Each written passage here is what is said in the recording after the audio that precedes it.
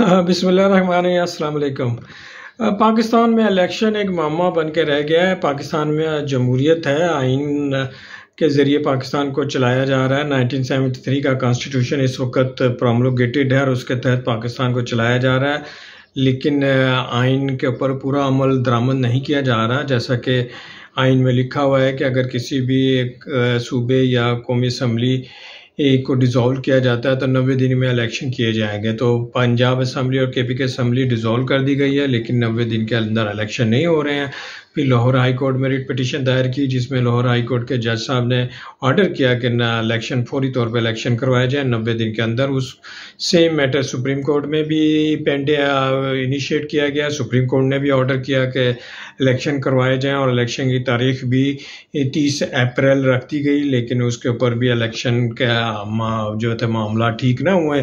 फिर supreme court में गए और सुप्रीम कोर्ट ने फिर ऑर्डर किया और कहा कि 14 मई को जो है वो इलेक्शन करवाए जाए, और उसके लिए तमाम महकमों को हदायत जारी की कि वो तमाम इस सिलसिले में मामलात और इंतज़ामात को पूरा करें। गवर्नमेंट को डायरेक्शन दी गई कि वो इस सिलसिले में फ़ंड्स प्रोवाइड करें।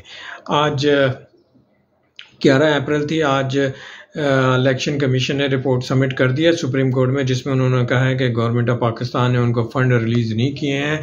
इलेक्शन करवाने के लिए फ़ंड्स के बगैर इलेक्शन नहीं हो सकते। दीगर महकमों की रिपोर्ट भी उसमें शामिल है। उससे ये लग रहा है कि गवर्नमेंट इलेक्शन करवाने के लिए बिल्कुल तैयार नहीं है, जबकि आइन के मुताबिक और अवाम के शऊर और पंजाब असम्बली और केपी के असम्बली के डिज़ोल्व होने के बाद, जबकि आधे से ज़्यादा पाकिस्तान इस वक्त रिप्रेजेंटेशन के बगैर चल रहा है, तो ये इलेक्शन होना नागुज़ीर हो गए हैं। लेकिन वफाकी गवर्नमेंट और पीडीएम की जमात जो है वो इलेक्शन कराने से गुरेज़ा हैं, बल्कि राह फरार इख्तियार कर रही है।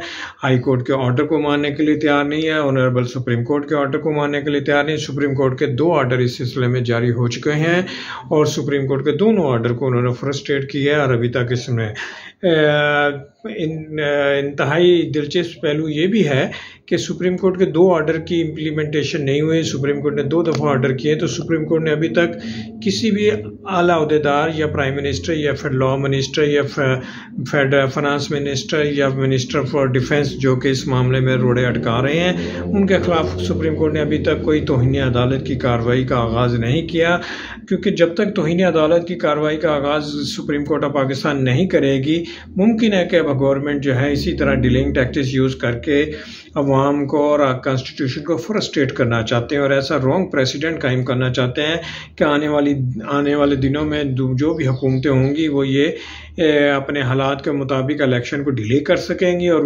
उनके पास ये प्रेसिडेंट मौजूद होगा कि मुल्क में ये हालात, लिहाजा इलेक्शन जो है वो डिले हो जाएंगे। और यूँ आइन में लिखी जो प्रोविज़न है कि 90 डेज़ में इलेक्शन होने चाहिए, जो कि मैंडेटरी है, लाजम है, और इसका कोई अदरवाइज़ इसका हल नहीं है, उसको फ्रस्ट्रेट किया जा रहा है और सुप्रीम कोर्ट के ऑर्डर को वायलेट किया जा रहा है। कॉन्स्टिट्यूशन की कंटेम्प्ट हो रही है।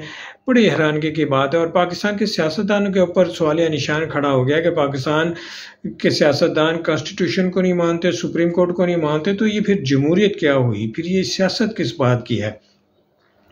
इस तरह की सिचुएशन को तो हम कह सकते हैं कि यह आमरीत से मिलती जुलती कोई एक कैफियत है, जिसमें हुकूमतें जो हैं वो सुप्रीम कोर्ट और अदालतों से राह फरार इख्तियार करती हैं, उनको फॉलो नहीं करती और उनके ऑर्डर को ओवरलुक करती हैं। ये जमहूरियत में ऐसा नहीं हो सकता, क्योंकि जमहूरियत तो नाम है इंसान की फलाह का, इंसान की बेहतरी का, और इंसान की बेहतरी जो है वो जमहूरियत के साथ साथ कॉन्स्टिट्यूशन और लॉ में भी लिखी गई है, और सुप्रीम कोर्ट और हाई कोर्ट ने इसकी इंटरप्रिटेशन भी की है और ऑर्डर्स भी किए हैं। लेकिन अफसोस की बात है उनके ऑर्डर्स को फॉलो नहीं किया जा रहा, जिसकी वजह से उन ऑर्डर्स की कंटेम्प्ट हो रही है। और अभी तक सुप्रीम कोर्ट और हाई कोर्ट ने कंटेम्प्ट पिटीशन भी इंटरटेन नहीं की है, और ना ही फाइल की गई है, ना इंटरटेन हुई है। ये हालात बड़े ना गैर मुनासिब हैं।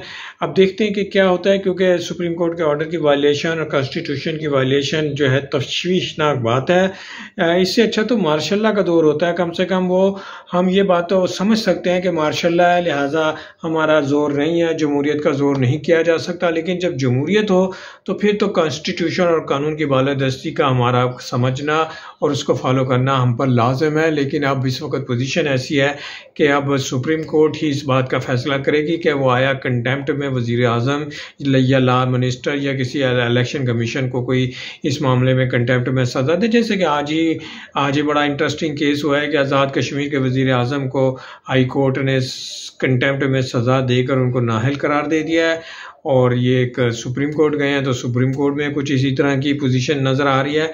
इससे मालूम हुआ कि वज़ीर आज़म जो है वो बहुत सेंसिटिव पिच पे खेल रहे हैं, वो किसी भी वक्त जो है वो डिस्क्वालीफाई हो सकते हैं सुप्रीम कोर्ट के ऑर्डर की वायलेशन में।